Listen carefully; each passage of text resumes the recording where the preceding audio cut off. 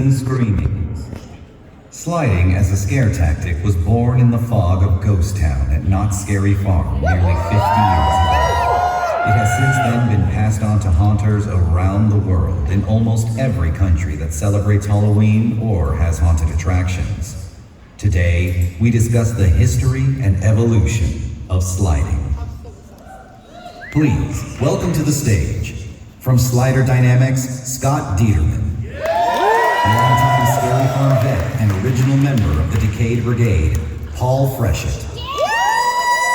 From the Decade Brigade and Tales from the Fog podcast, Veronica Nehart. East and West Coast haunt personality, Jordan Allen. Slider, stilt walker, and pumpkin carver extraordinaire, Trix the Trickster. And your Midsummer Screams, Rick West.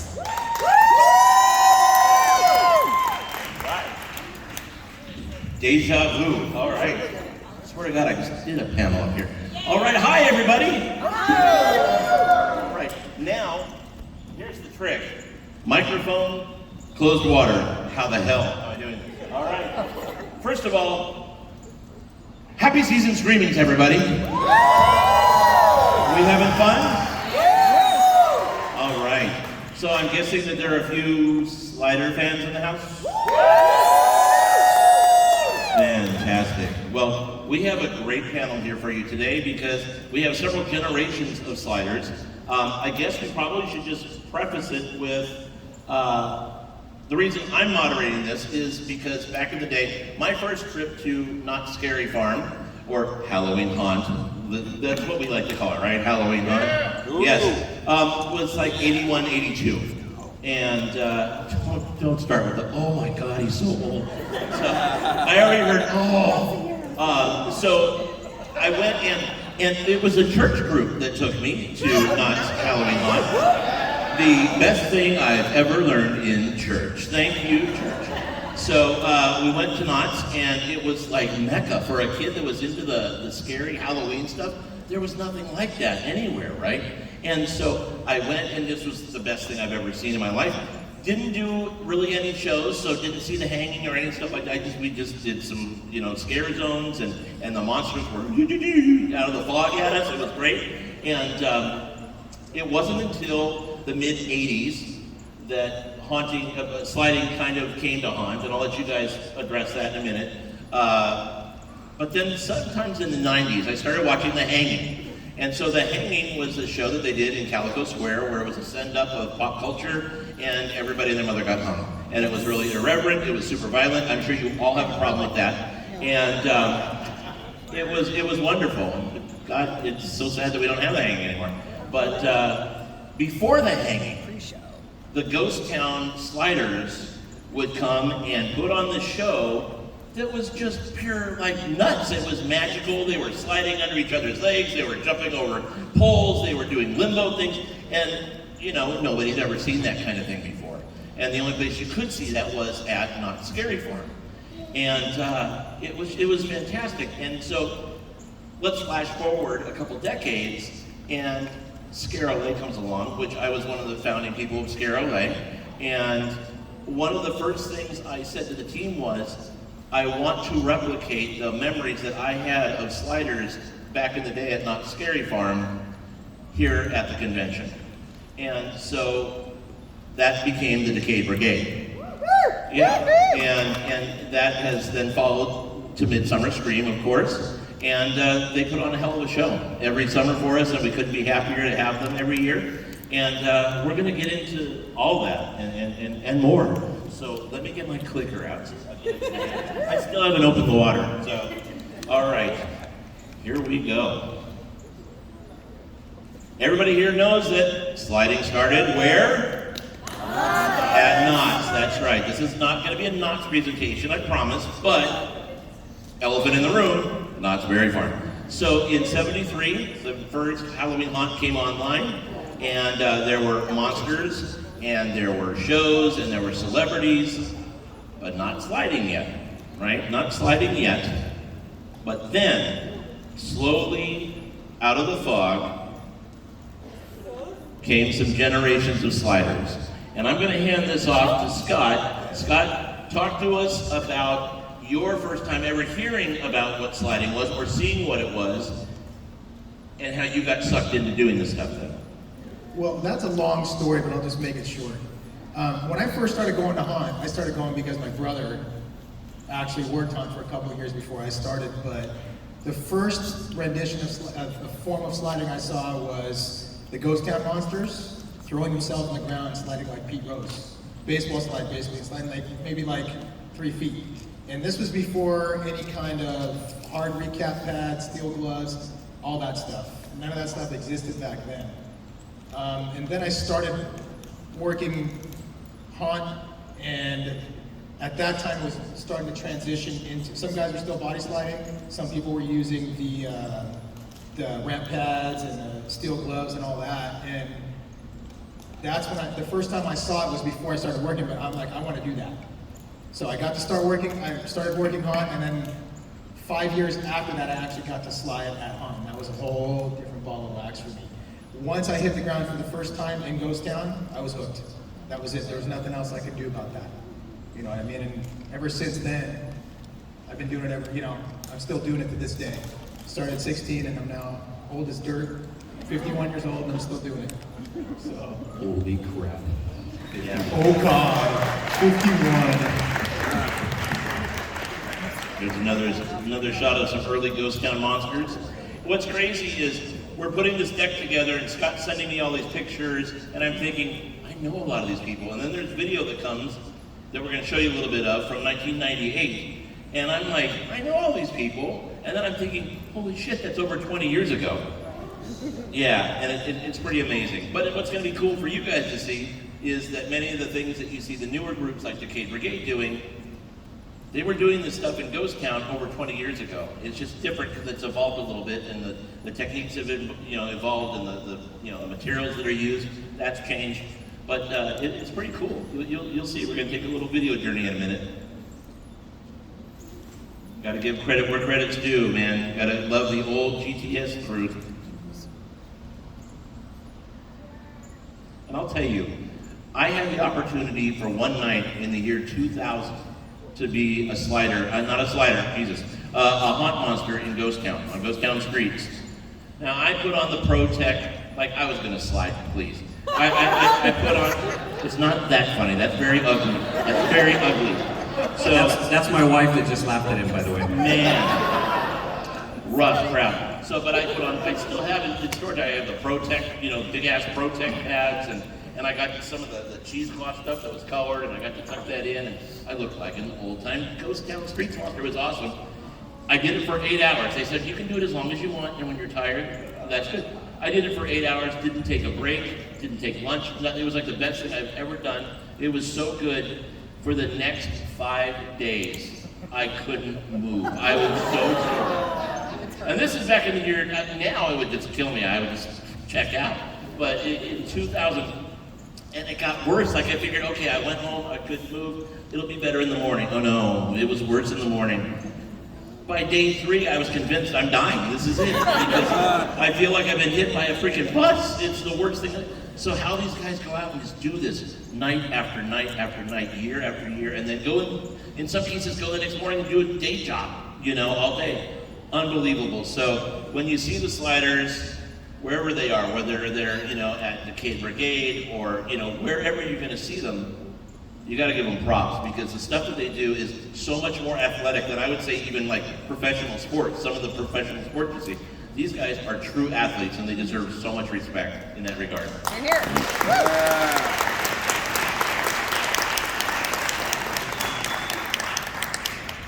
All right, so there's a little bit of history in this picture. Just a little. Yeah, Scott, why don't you walk us through this? What do you want me to say? Well, who is it? I'm just kidding. In the picture where there's 2 of us there, the one in character is myself, and the gentleman I'm standing with is Todd Stubler. He was known in history as Slider 1. He was the guy that kind of advanced sliding from the body slides to using recapable pads. And instead of using gloves at the time, he would take soup cans, smash them down into like a T-shape and use those for protection. But he realized that over time, those are getting kind of sharp. So he had to come up with a different solution to keep that going without having to replace it every weekend or so, from what I understand. So, but that picture with he and I together, that was actually taken at the first Sliders Unite show at Dark Harbor. I don't know if any of you guys remember that. So, myself and this other old guy next to me here, we were both a part of that. It was a great opportunity for us to help the community and put sliding more in the forefront of the industry. Yeah. Absolutely, man. Absolutely. There's a lot of history there. I love that picture. That's a great picture. Okay, so what we have now, we're going to show you a quick little video from the year 1998. Don't start with the wow stuff over here. Stop. So it's pretty amazing. We're going to jump back over 20 years, and we're going to take a look now and see what sliding looked like before the hanging at Knott's Halloween Haunt.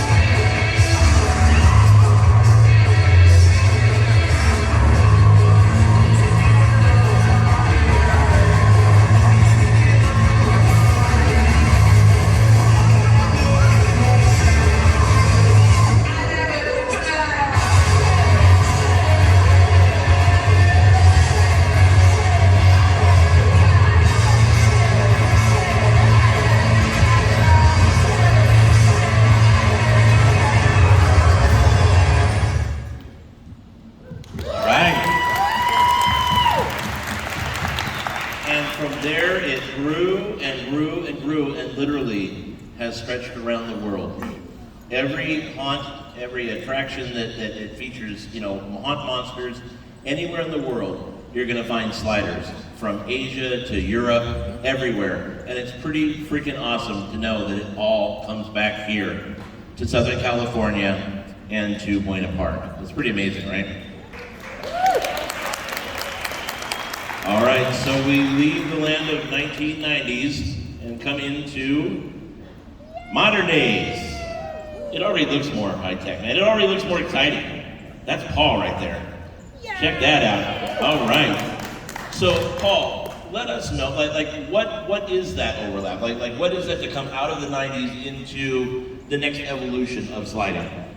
Well, so Scott and I talk about this a lot, is every little portion of sliding, from your pads to your shoes to even getting in shape and conditioning. There's been somebody that's been really pivotal in our slider careers that has kind of pointed us in the right direction.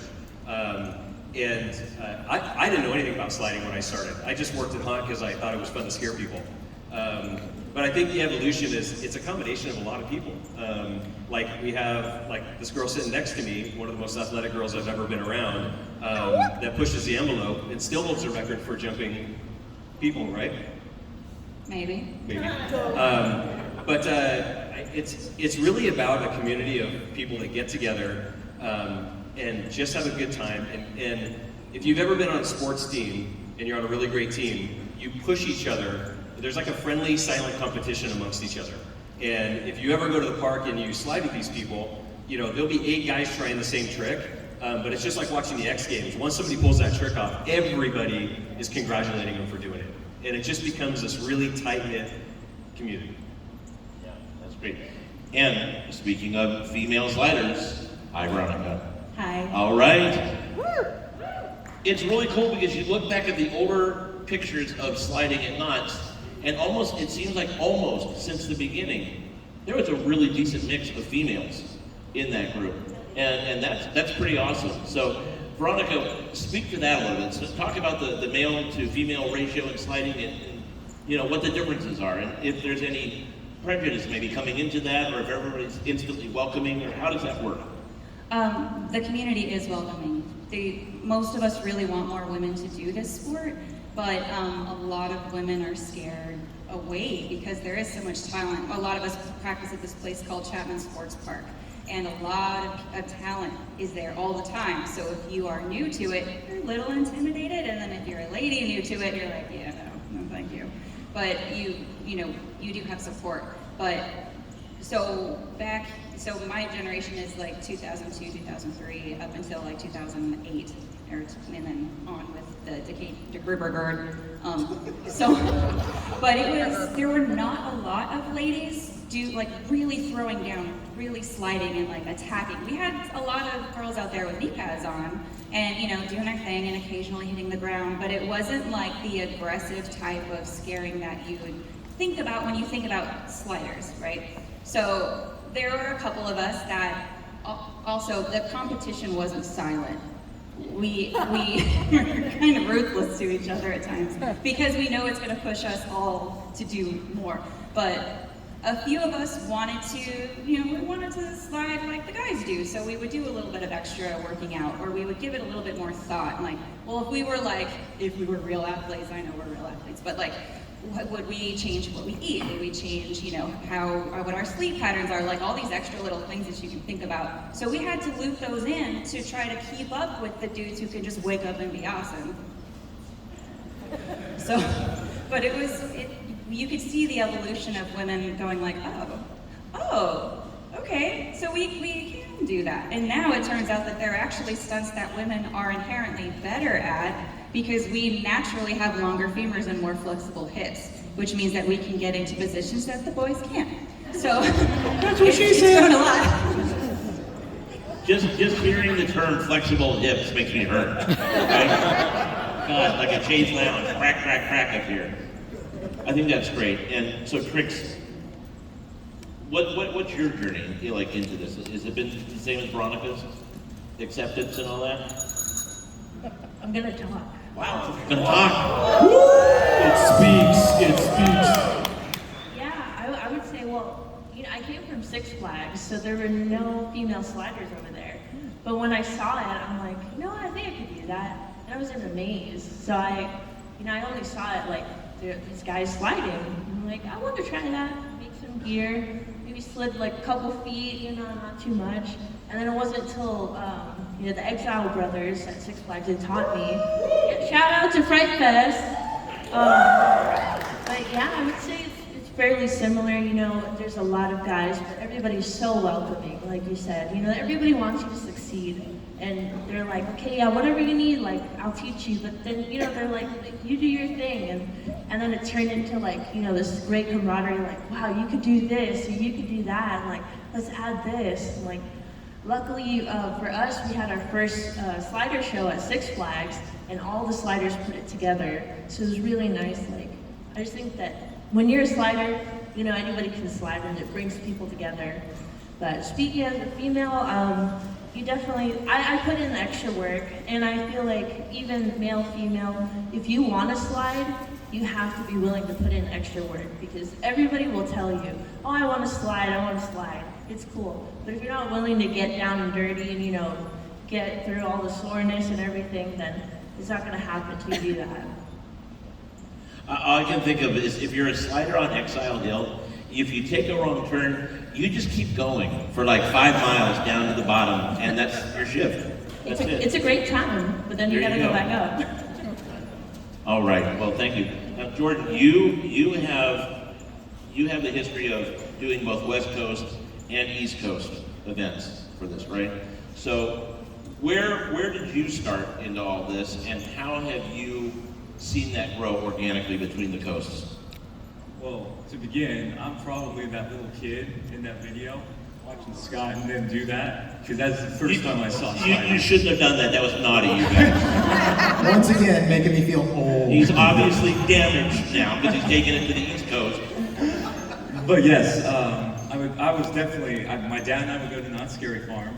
My first haunt I would go to, and we saw these sliders just throwing themselves on the ground before the Haney show, and I looked at my dad and I'm like, I want to do that. And of course my dad's thinking, like, here's another thing he wants to do, we're going to have to buy stuff for it, all this. Like insurance. Exactly. And I unfortunately, because of the work I was doing, I was able to do haunt. I never got to work knots, but I went all the time to support my friends that were and everything, and talk nothing but great things about it. But the haunts that I started doing out first in California was I was part of Haunted Hayride early on. Anyone that still remembers from the early days of that. HHN, Universal, when they had sliders there, which is kind of the sore subject for some people, I know that. But that was my thing out there mostly. And then I moved to Florida, where I've been doing HHN Orlando out there. They have not had sliders yet, but Howl-O-Scream SeaWorld is the first big one in Central Florida that now has sliders. And I've been fortunate to be at the forefront of that.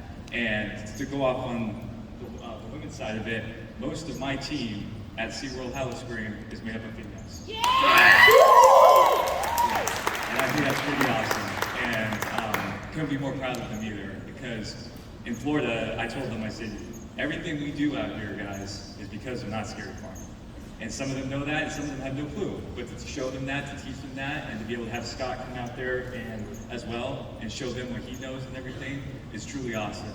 And just to see it on both coasts, like you said, and around the world. I mean, look at where it came from. This is awesome.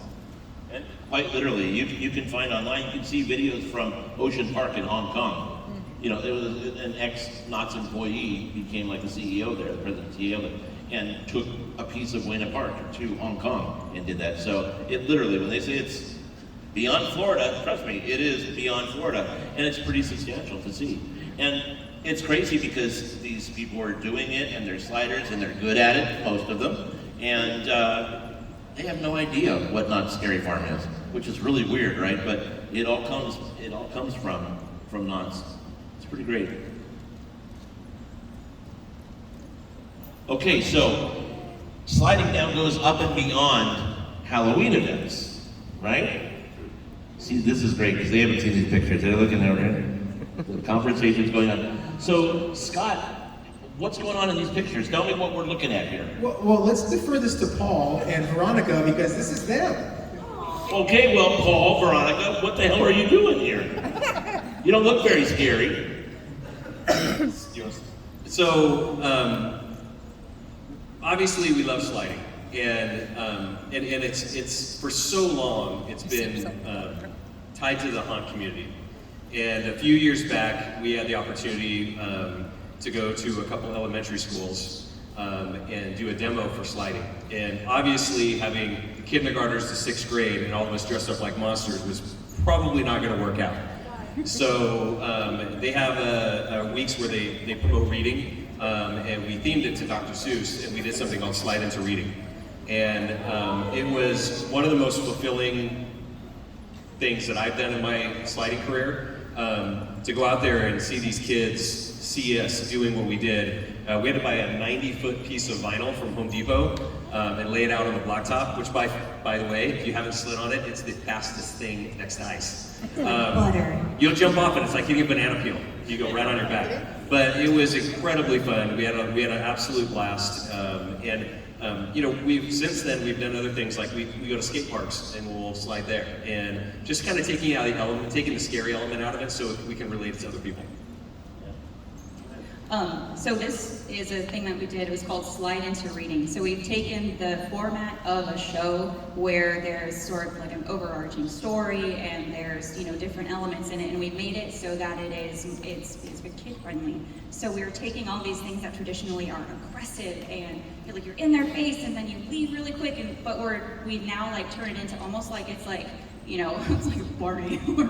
we're like interacting with these kids and everything changes about you because you're still doing the sliding part, but the whole vibe is different.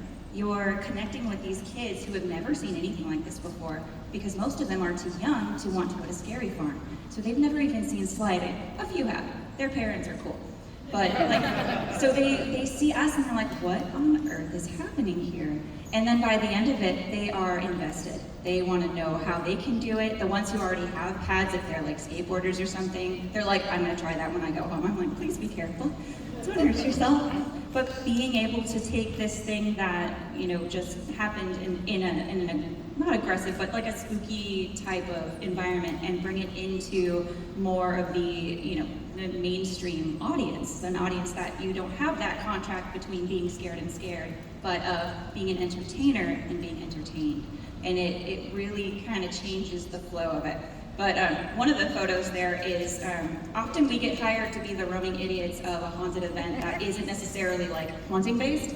And we did, over in in Old Town Orange, they have an event called, it's like a trunk or treat thing, and they hired us to go be actors and scare people, lightly. It got a little out of hand at times, but this is us doing the same thing that we do, but it's kind of a marriage between those two. So we weren't, as if you're like clocked in at the haunt doing scary things, but we also weren't, dancing to Dr. Seuss. It was kind of like a mix between those things. And something about this motion of the sliding on that level really intrigues people. And especially out of context, when they don't expect it and they see like, how? And you just hear them go, how, isn't that awful? And you go, yeah, it is, but it's also fun. So, but it's neat to connect, like you're able to share this sport with so many more people when you venture outside of only thinking of sliding as like when you're an exhibition slider like Decade, or when you're Haunt Monster, or doing sliding like that. It's really fun to see the looks on people's faces when they see it in a different context. So just to touch on that, everybody in this room, you're haunt people, right? You've seen sliders for years. And I will tell you guys, just from first-time experiences, like you're introducing it to a whole new vibe of people. So if you ever get an opportunity to go sliding or do a demonstration somewhere where people haven't seen it, you see their eyes just light up like I used to when I was 12 years old, because sliding wasn't really that big. I think people in this room and people that are in the haunt community, we become a little jaded to sliding because we see it all the time. It's kind of the norm. Doing events like this takes it to a whole nother level. It is super fun. I'm gonna go sliding at Vaughn's after this tonight. And watch everybody's faces will light up. Well, I'll do it once. Clean up on aisle 3. Yeah, sure. And 4 and 5. So I have to ask. So let's talk about equipment, okay? How has that evolved and changed since the very beginning as to what you guys have now? Good. Well, when it first started, I kind of touched on it a little bit, but basically what everybody was using was volleyball-style knee pads with their body wrapped with a ton of cheesecloth. Yeah, no, that was even before duct tape. Yeah. And then duct tape on the hands came like a year later, and they didn't have steel toes or anything. They used cowboy boots until they slid through them and they grabbed another pair out of the box in the warehouse. And that's how it started. And then it evolved into putting plastic and metal all over your body. Then before rollaway knee pads, my first year of sliding was catcher knee pads. Yeah. So I'd go to Play It Again Sports every single weekend, buy a pair of catcher pads, wear all the way through them the next week, go right back to Play It Again. They knew me. I had a VIP account. So the evolution going into the slider pad, and again, we kind of owe this to Todd Slevler, is being able to just have a recap or a pad that makes things more comfortable. For those of you who haven't seen sliders from the 80s and 90s, it was way harder back then. Think of having something on your knees and your hands that creates friction instead of creates less friction. It was so much harder on your body. Absolutely. I can only, you're going in and the clerk is like, what is that boy playing? You know, whatever it is, he's not good at it. So, Or is he like really good at it? how about you then? So you guys didn't evolve, you did not evolve out of the Nazi gear. So how did you, like, for a long time, and we'll talk about this, I remember, for a long time, it was taboo. You couldn't even talk about how to make sliding gear. And so when people started to break out of that mold and say, look, this is how you make the gloves or whatever, it was a big deal. And some people were incensed about it. Like, how could you show people how to make slider gear? And some people were really into it. So how did you guys figure that out? I mean, did you come on scene when it was like kind of readily available, or how did that work? Yeah, I was gonna say, like, yeah, when I was coming on, which was more around like 2008, 2009, pretty much like Trix here has, this is pretty perfect demonstration. This is pretty much what we got, and we were very fortunate, obviously, to have this compared to what you guys were dealing with early on. And I think the big thing was like, how can we, you know, in our own way too, put together our gear to where we don't have to always replace it. And sometimes certain ground and certain theme parks is worse, and sometimes it's perfect, you know, but that's the biggest thing, so that we don't have to go play against sports every weekend and have to buy new gear. But yeah, we're very fortunate to be kind of into what it is now, I would say. Yeah, I think we're in a spot where you're making your gear more personal to your comfort level. So like, you know, people like running shoes, you know, Scott likes wrestling shoes, don't understand that, but you know, different shoes that whatever works for you. And then they come out with the Killer 187 because you have V-Eternals that can last an entire season versus the regular V-Caps. But I think it's still so fairly new that you don't really, like, unless you ask someone that slides, they know.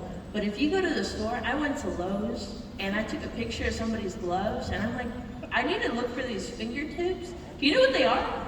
And I had like 5 people helping me and they're like, I don't know what that is. And then I find out it's in the electrical section and you have to take it apart. And I'm like, ah. But then now you have people like Insane Haunt Productions, you know, people are just starting to crank away their own gear. So I feel like it's still changing pretty quickly. That was the follow-up question is it continuing to evolve? And how, now that we have YouTube or TikTok or whatever, how are we seeing an acceleration of people learning how to make this stuff and come out with new versions? I think that we're seeing more freedom to try different avenues. Like, we're all using equipment for reasons that it was not intended. Like, no one expects us to be using those conduit joints for that, or washers or what have you, the taps. But there are people now who are going, but what if we made something specifically for this sport? 187 made a very short, limited run of this version of the knee pad that had just like a little bit of extra leather in places, and it was reinforced, and it was something made just for us. And that's cool because that usually does not happen. No one cares about making things for this tiny little niche market. But we have makers, and we do have YouTube and all of these different things. So people are coming up with different ways to make things specifically for the sport. Like, you know, how can you do a composite toe cap that doesn't have to be harvested out of an existing boot or ordered from China? And like things like that we're so grateful for. And thinking about how much work goes into making this specific thing for this specific sport, it's just, that thought is exhausting to me, so I applaud anyone willing to actually do that for the community. I think it's great. Goodwill is our best friend. Harvesting toe caps out of old boots. You gotta stock up. You always gotta stock up. You got it. So now I got the question that's on everybody's mind, and if it's not, you're gonna say, oh yeah, it is. I want to hear, going down the line, starting with Dieterman, absolute worst disaster wipeout ever, while on a clock at a haunt event. You don't have to name the event. Tell us. Well, it wasn't really a wipeout per se, but I'll just say my body went Mach 5 forward and my finger went Mach 6 backwards. So, See, it's good, isn't it? You like this? can everybody, I probably can't see it, but the front row, can you see that little lump on my finger? That's what happens when a guest steps on you, when you slide by them. That's actually the worst and probably one of the only injuries I've ever had sliding in all my years, so I've been fortunate. So mine is not really slider related, but I was sliding. If anybody's familiar with knots in front of birdcage, there used to be the bonnet shop. And I used to sit up against that big glass door when I was spawn, and you wouldn't be able to see me. And I would hurl myself off those 5 steps into a slide. And what I would do is, to be quick, I have a big ass.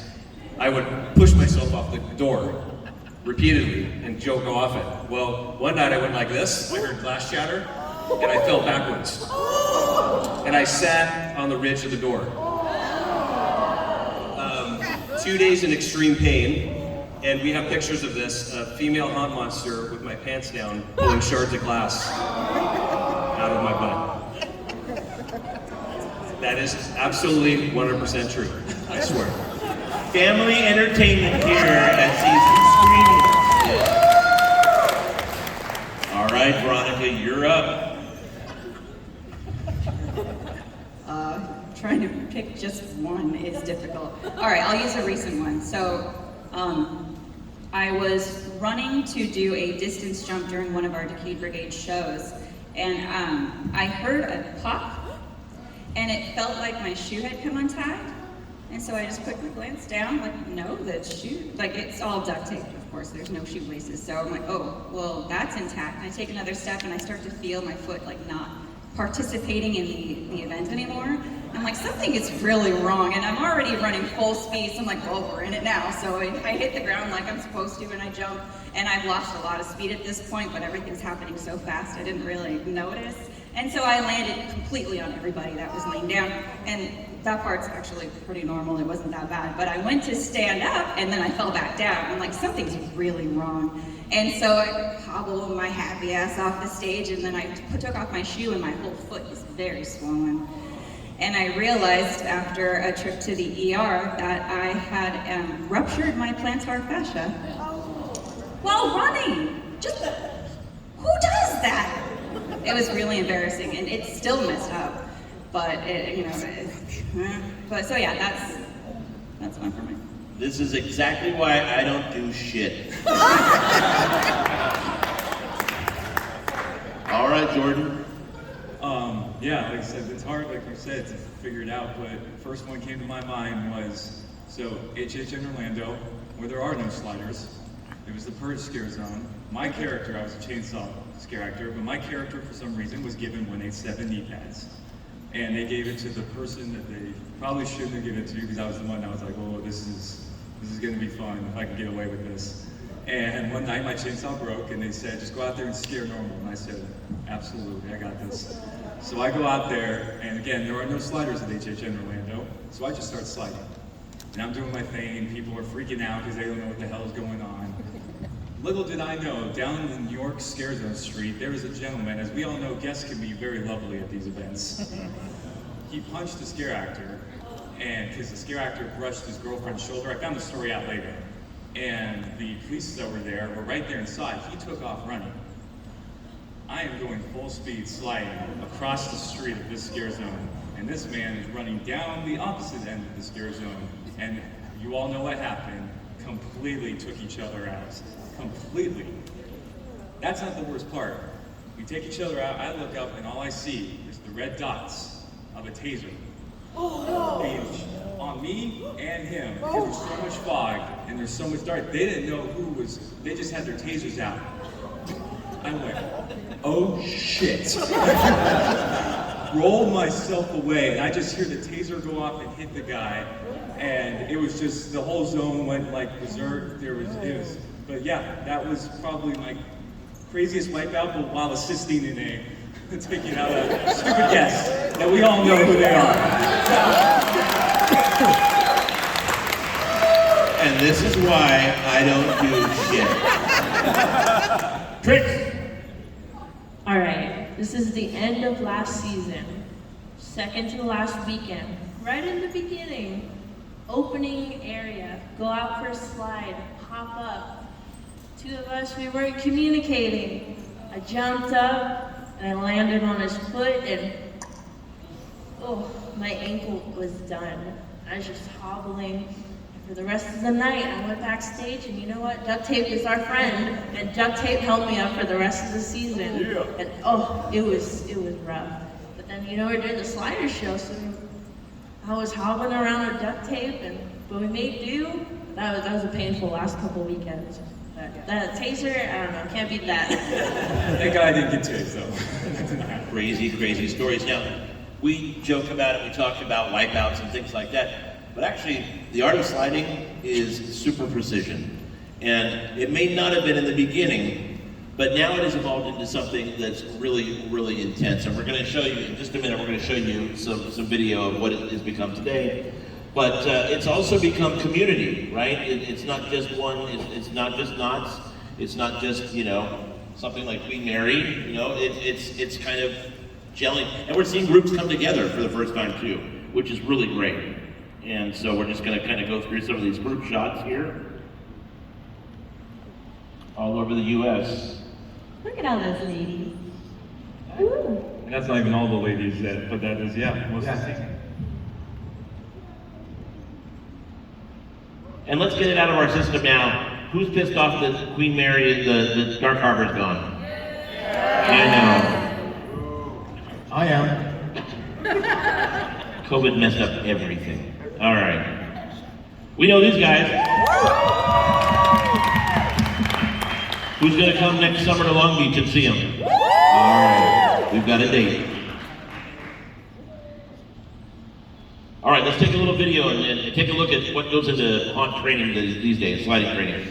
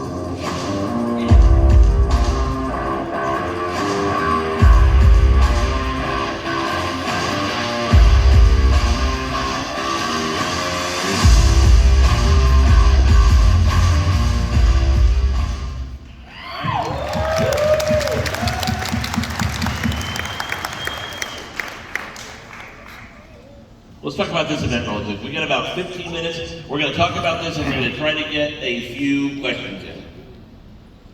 So tell us about this, Scott. You want to talk about this event here that we did? Yeah, let's talk about it, because this was pretty special when this all went down. This event here, it was called Sliders Unite Breaking the Stigma, and we called it Breaking the Stigma because all the years leading up to this thing is that there's always been a lot of animosity between factions, between other parks and factions within the same event.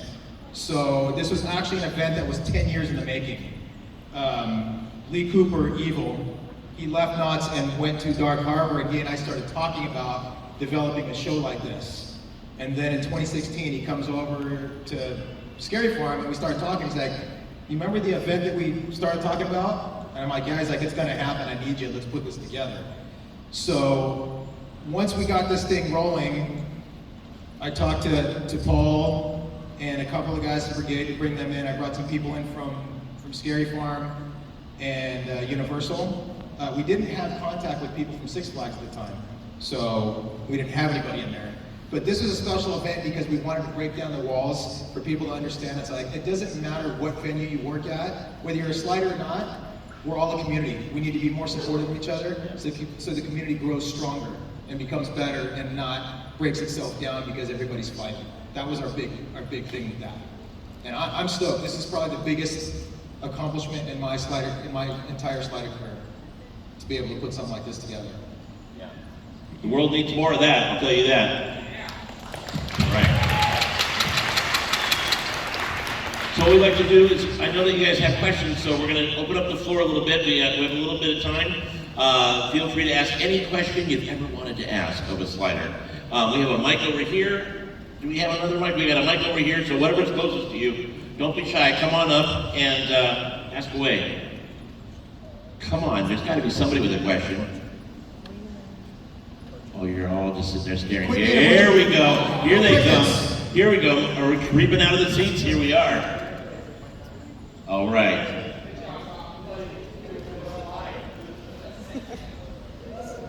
Just want to say I love all you guys. Appreciate everything you guys do. My question, I guess, would be more for Scott. You know, in your advanced age, how do you stay? Here we go. I knew it was coming. I knew it was coming. I'm being serious. In your advanced age, with sliding and the toll it takes on your body, what specifically do you do to help the joints and everything like that to be as good as you are? Well, that's a long list, but I'll just shorten it up. First thing is you got to have decent eating habits, sleep patterns, and you have to constantly be working the muscles that you use for sliding on a regular basis. And when I say that, it's not just about going to the gym and lifting heavy, okay? Because that doesn't do it. The easiest way to explain it is when you lift heavy, you create muscles that are good for short bursts of strength, and they become shorter fibers. If you do high intensity exercises or resistance training, that creates muscle fibers that are a little bit longer, they're more flexible, and they're more conducive to the type of things that we do. If you don't do that, you're gonna get a lot of injuries. And for me, starting back then to now, I've done all these things, experimenting them on myself, and I continue to do that to this day, so I can stay healthy. I can still slide about 95% capacity of what I did when I was in my 20s. Damn. Yeah. And I've been fortunate now to be able to pass that knowledge on to other people. So if I can touch on that, I coach basketball and I play a lot of sports and studies. We actually did studying of sliding. We filmed people going down and sliding. If you want to take care of your body, obviously you want to stay in shape.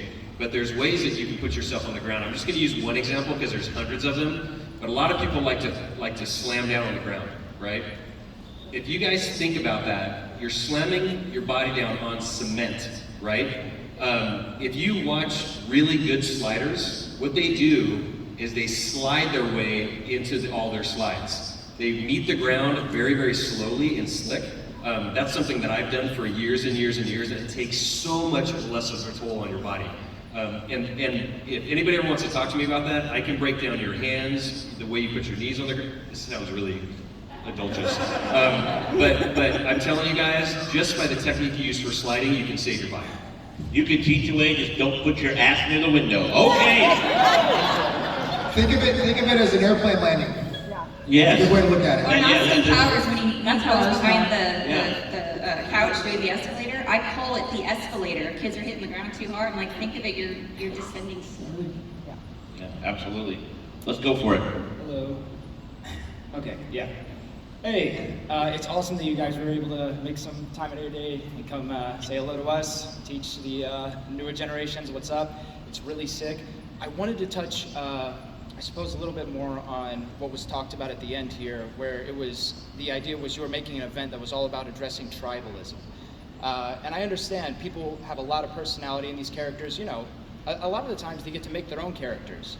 A lot of the times they bring very much themselves to the table as a very personal situation where it's a very intrinsic part of themselves. How do you start to approach breaking down those barriers and saying, hey, you know, what you bring to the table is special, it is you, we love it, we love the art that you have. But don't be exclusionary to your fellow actors. How do you start to break that down? Because I know even in the haunt community, even in the similar parks, depending if you're in different scare zones, there can be a lot of animosity of like, oh, they're nice, but what would you say? How do you tactfully address that? It seems like such a new space and one that really isn't talked about very often. Part of that is remembering that you're on the same team. We all want to accomplish the same things. At least when it comes to sliding and scaring, we want to do our best, whatever that is for you, and you want to see the sport evolve. And remembering that, friendly competition, of course, that's going to drive the sport forward and it's going to make you better. But it's remembering that we're just people. And people, we need to have a community. And if you can have factions to an extent, but you'll start to have those diminishing returns if it gets too aggressive. Yeah. And it's just encouraging others, not talking smack about other sliders, not getting wrapped up if you hear somebody talking smack about other sliders. It's not about that. And life's too short to have that kind of BS. You're there to play. You're doing the sport, which is making you actively dissolve as you continue to do it for your life. You better be doing it for the right reasons. And that is to find others who are as into it as you are.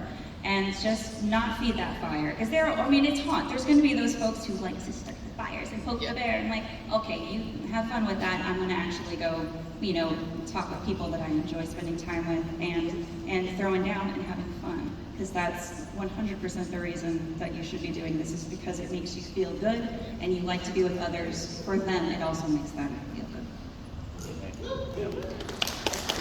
Let's go down over here. In terms of getting started, on top of going to YouTube and looking up how to make your own equipment, techniques on how to, practicing at a skate park, on top of those things, and then past that, just auditions, how would you say would be the best way to get involved in the community and get started, I guess? Jordan, you want to touch on that? Since you put together a little informative page on Facebook? Oh, yeah. Out here, and especially everyone here is very fortunate in Southern California, especially, that there are so many, groups, connections, and places you can meet up, to just start learning, just to watch and this, that. The way, at least to compare it to what I did in Florida, is SeaWorld wanted to have sliders, but they weren't sure how to do it. I got contacted because of an event I did with Scott called Dark Horizon to start something up with that. And what I did was, though, we love social media, we got to use it for the right reasons, right? And I got out there and I started putting out just feelers, people at HHN, people at all these other events, and I said, hey, there's this new thing that's out here, it's called sliding. I know a lot of people thought, they're like, what about cheeseburgers are you talking about? But it's just, like you were saying too about the community and connecting people, is being very friendly with it, being very open with it, and just saying, hey, this is a new skill, this is a new something you can try. Start the conversation there's so many Facebook groups, there's so many things like that, and then from there, you start posting locations you can come, hey, today's not a day where we're gonna show off, today's a day where you come and we just learn the basic stuff. That way everyone that shows up is okay, the anxiety level comes down a little bit more. So I think today we're very fortunate. We have social media, we have all different avenues of different groups and places that we can go through. Go for it. Those are two very meaningful questions, and I feel like I'm coming in with such a basic one. But you guys talked about your worst accidents. For me, I always love to hear what your guys' best sliding scare is, because inevitably that ends up somebody peeing their pants somewhere. So I always find that funny. So what's your guys' Now we're going to go with bodily functions. Here we go. Are we just going to go down the line on this? Yeah. We'll go down quickly, just like it happens quickly. First one, hit a slide, scared somebody over a bush railing into the bush. Second one, scared a girl so bad on the ground, peeing her pants. That's good for me. Fell in the storm.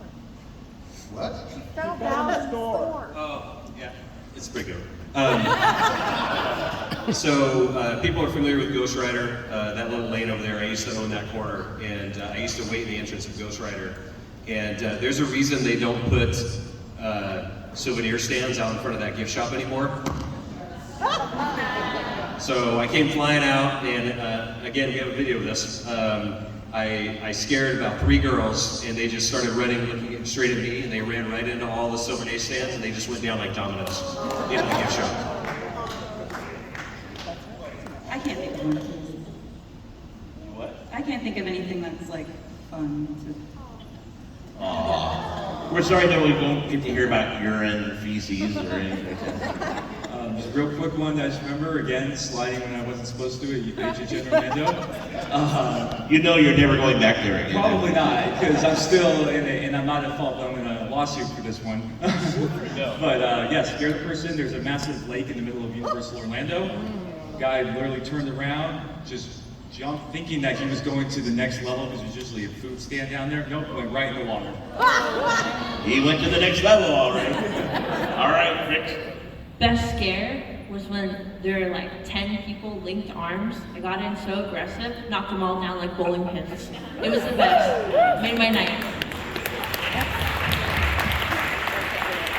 My best scare in 2000 You don't do was shit. going right out. Don't even take my line. I went out on the streets.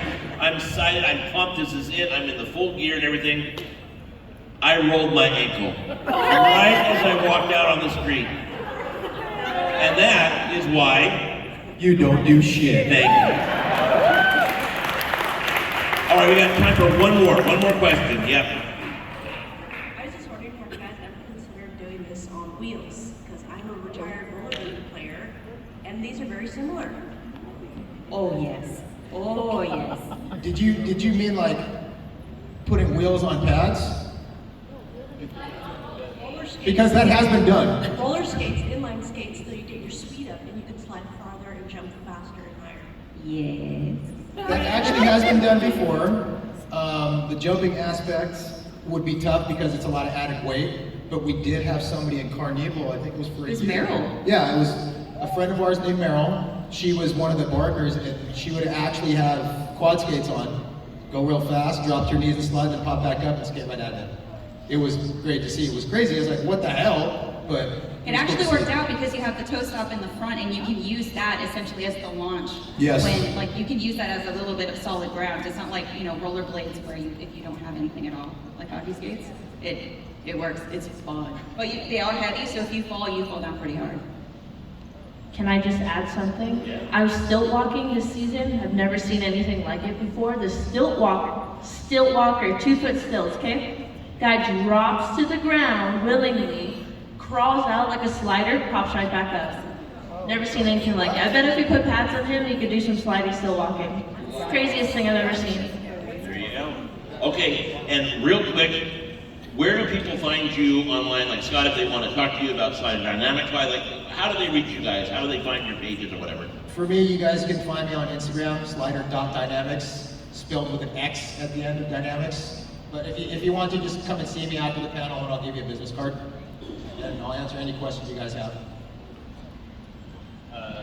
Mine is just through Instagram, so just find my name, Paul Frechette, and I'm willing to answer any questions. I actually support a bunch of groups all over the country, people that are just starting up, and they send me questions all the time, so just send me a message. You can find Decade Brigade, just search for that in any of the search engines and you'll find our social media pages. I'm on Instagram at, what is it? Oh, Professor Mombrain, just search Veronica Nyhart and you'll find me. And then also I have a podcast called Tales from the Fog and you can find us on Instagram and stuff.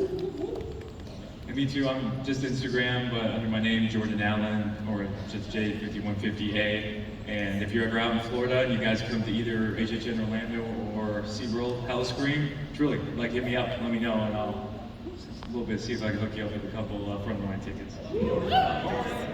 Trix the Trickster on Instagram, TRIX. There we go. And that, folks, is our little slider show. Did you have fun? Thank you guys so much for being out here. It's wonderful. You guys are awesome. Thank you. Thank you. And thank all you guys for being dedicated fans for all these guys. Thank you so much. You guys are the best. Enjoy Sister Scream. Thank you guys for coming. Bye, everybody.